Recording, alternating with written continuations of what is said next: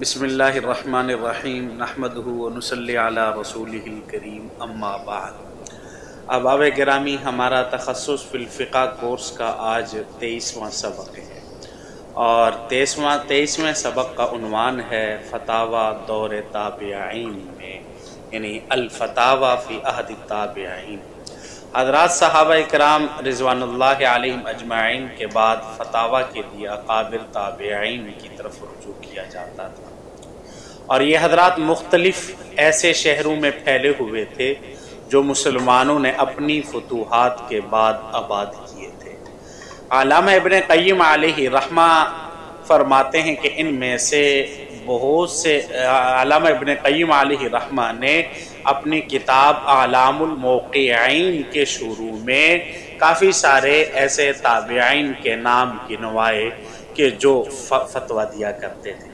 اسی طرح بہت سے علماء نے ان کے طبقات کے بارے میں مختلف کتابیں بھی تحریر کی جو مختصر اجزاء کی شکل میں بھی ہیں اور کئی جلدوں میں بھی ہیں۔ اور فقہاء تابعین کی بنیادی طور پر دو قسمیں تھیں۔ پہلی قسم میں وہ حضرات تھے جن کی زیادہ تر مشغولیت حدیث پاک کی روایت کرنا تھا، اور وہ فقہ میں صرف وہی بات کرتے جو کتاب و سنت میں صراحت سے آئی ہوئی، اور وہ ایسے مسائل جزیہ کے استنباط کی فکر میں نہیں پڑتے تھے جو اب تک پیش نہ آئے ہوتے، اور یہ اس وجہ سے تھا کہ ان میں سے زیادہ تر حضرات رائے اور قیاس میں غور و فکر کو برا سمجھتے تھے، اور وہ سخت ضرورت کے وقت فتویٰ دیتے اور استنباط کرتے، باقی اس کے علاوہ زیادہ پرہیز کیا کرتے تھے۔ اور دوسری قسم کے تابعین وہ تابعین ہیں، وہ حضرات تھے جنہوں نے اپنے آپ کو فقہ اور فتاوی کے لیے فارغ کر لیا تھا، جیسا کہ پہلے بھی میں نے ایک سبق میں اسی کے متعلق آپ حضرات کے سامنے بیان کیا ہے کہ لہذا وہ حضرات صرف احادیثوں اور آثار کی روایت نہیں کرتے تھے بلکہ وہ مسائل جمع کرتے اور جزیات کی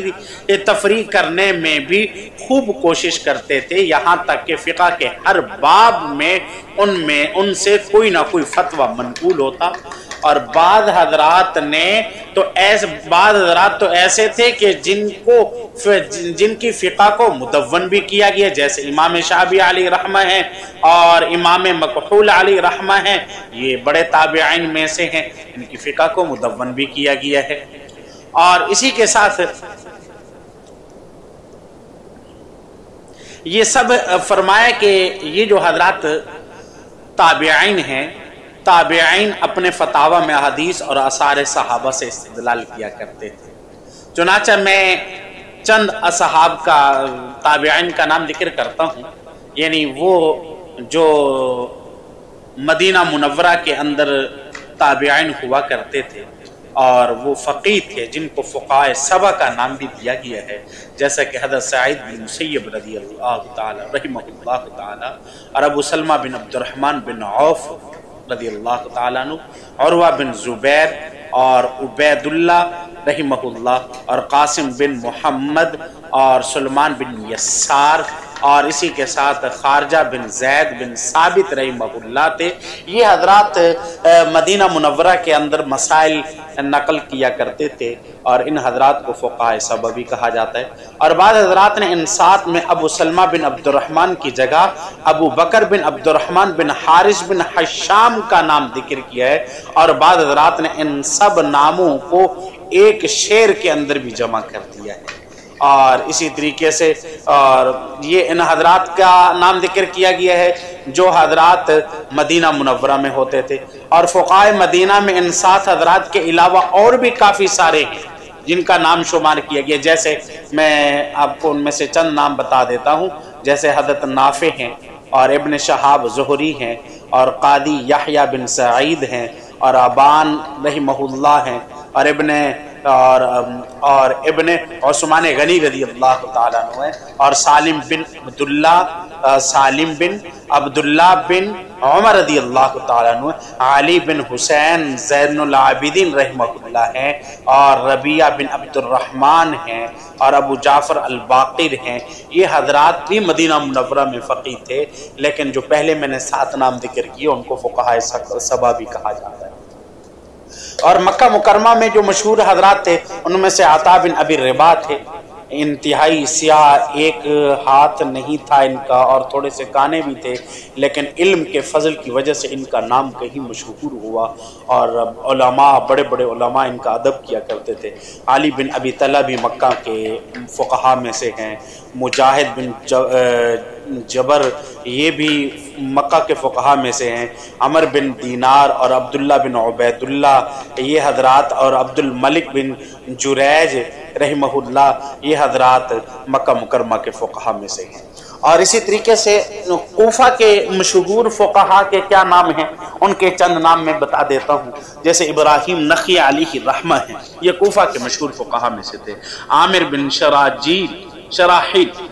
بن شراحیل الشعبی، اور حضرت علقمہ اور اسود اور مرہ حمدانی اور سعید بن جبیر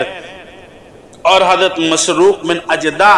اور عبید اللہ بن عمر السلمانی، قاضی شرائع بن حارث الکندی رحمہ اللہ، اور ابراہیم بن یزید النخعی یہ حضرات کوفہ کے مشہور فقہاء تھے۔ اور بصرہ میں سے حسن بصری رحمہ اللہ ہیں، محمد بن سیرین ہیں، اور ابو عالیہ ہیں، حسن بن ابو الحسن یسار ہیں، اور اسی طریقے سے قتادہ بن دعامہ السدوسی رحمہ اللہ ہیں۔ اور اہل شام کے بھی چند نام بتا دیتا ہوں آپ حضرات کو کہ اہل شام کے مشہور فقہاء ابو ادریس الخولانی ہیں، اور مکحول بن ابو مسلم ہیں، اور اسی کے ساتھ سلمان بن عبد الملک ہیں۔ اور سلمان بن عبد الملک یہ اپنے بعد خلیفہ عمر بن عبد العزیز کو بنا دیا، ان کے بعد جن کو خلیفہ بنایا گیا تھا وہ خلیفہ بن عمر بن عبد العزیز کو بنایا گیا تھا۔ اور عمر بن عبد العزیز اور شرحبیل بن سمت ہیں، تو یہ حضرات شام کے ہیں۔ اور اسی طریقے سے یمن کے بھی ہیں، یعنی یمن کے طاؤس بن کیسان ہیں، اور وہب بن منبہ ہیں، یحییٰ بن ابی کثیر ہیں۔ یہ تمام حضرات کے فتاویٰ اگر جمع کیے جائیں تو بہت بڑی کتابیں، سنن، مستند اور معطات بن سکتی ہیں، بڑی لمبی کتابیں بن سکتی ہیں۔ ویسے ان حضرات میں سے کافی سارے حضرات نے کتابیں لکھی بھی ہیں، جیسا کہ مصنف ابن ابی شیبہ ہے، مصنف عبدالرزاق ہے، کتاب الاثار ہے، شرح معنی الاثار للطحاوی ہے۔ یہ کتابیں حضرات کی ہیں، اسی فقہ کی طرز پر لکھی گئی ہیں۔ اور اسی طریقے سے علامہ ابن قیم علیہ الرحمہ نے تابعین میں سے فتویٰ دینے والوں کے نام بڑی تفصیل سے اور نام بھی لکھے ہیں، لیکن میں نے یہاں تابعین میں سے اور مختلف علاقوں کے فقہاء میں سے چند نام آپ حضرات کے سامنے ذکر کیے ہیں، تاکہ آپ کے علم میں ہو جائے کہ فقہ کے ساتھ کس کس کو تعلق تھا اور کس کس علاقے میں کون زیادہ فقیہ تھا۔ کیونکہ ایک مفتی کے لیے اور ایک اس طالب علم اور طالبہ کے لیے جو فقہ کی طالبہ ہے اور فقہ کے ساتھ دلچسپی رکھتی ہے، اس کے لیے ان ناموں کا جاننا انتہائی ضروری ہے۔ اللہ رب العزت ہمیں عمل کرنے کی توفیق عطا فرمائے۔ وآخر دعوانا الحمد للہ رب العالمین۔